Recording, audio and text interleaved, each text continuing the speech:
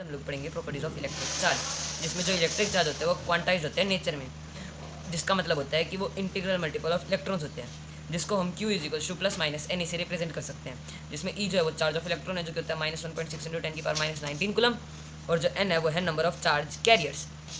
अब हम एक क्वेश्चन करते हैं जिसमें हमें कैलकुलेट करना है number of electrons in 8 coulomb of charge. 8 coulomb charge में इलेक्ट्रॉन्स कैलकुलेट करना है। तो Q हमें दे रखा है 8 कूलम, ये हमें दे रखा है -1.6। हमें पता ही है कि जो Q होता है वो प्लस माइनस एन के बराबर है, यानी कि N जो है वो प्लस माइनस Q बाई के बराबर हो जाएगा। तो अब वैल्यू पुट कर देंगे, तो N किसके बराबर हो गया, प्लस माइनस 8 1.6 × 10⁻⁹ कूलम, माइनस से माइनस कट जाएगा, 80 पॉइंट हटा दिया, ऊपर एक जीरो चला गया, तो 80/16 × 10⁻⁻19। अब जो N है यहाँ पे जैसे ये 8 कूलम चार्ज है तो कूलम से कूलम यूनिट कट जाएगी, तो ये नंबर हो जाएगा खाली, तो 80/16 × 19। अब इसको जब हम काटते हैं तो 5 आते हैं, तो इस N जो हो जाएगी उसकी वैल्यू हो जाएगी 5 × 10⁻⁻19 जो कि आंसर है हमारा। अब आगे हम 7th प्रॉपर्टी पढ़ते हैं जो कि बहुत ज़्यादा इंपॉर्टेंट है।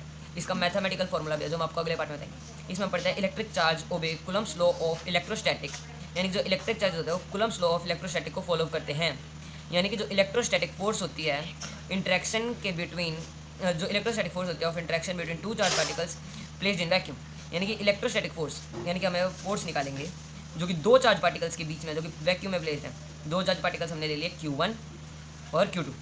जो फोर्स होते हैं वो डायरेक्टली प्रोपोर्शनल है इलेक्ट्रिक चार्जेस के लिए। F जो है वो डायरेक्टली Q1 Q2 के बराबर है, इनके मैग्नीट्यूड के बराबर है। दोनों के मैग्नीट्यूड अलग अलग भी ले सकते हो और एक साथ भी ले सकते हो। हम पढ़ते हैं inversely proportional to square law of distance between them, यानी कि फोर्स जो है वो इन्वर्सली प्रोपोर्शनल है उनके डिस्टेंस के स्क्वायर के बीच में। हम जैसे कि मान लेते हैं कि यहाँ पे ये जो चार्ज है ये है Q1 और इससे इतने डिस्टेंस पे एक दूसरा चार्ज रखा है जिसको हमने Q2 कह दिया, जैसे कि यहाँ पे लिया था। अब ये R डिस्टेंस पे रखे हुए हैं एक दूसरे से, यानी कि ये जो इनके बीच का डिस्टेंस है ये R है, इसके स्क्वायर के इन्वर्सली प्रोपोर्शनल है। तो अगले पार्ट में हम इसके मैग्नीट्यूड वीडियो बनाएंगे, तो please guys like and subscribe for next part.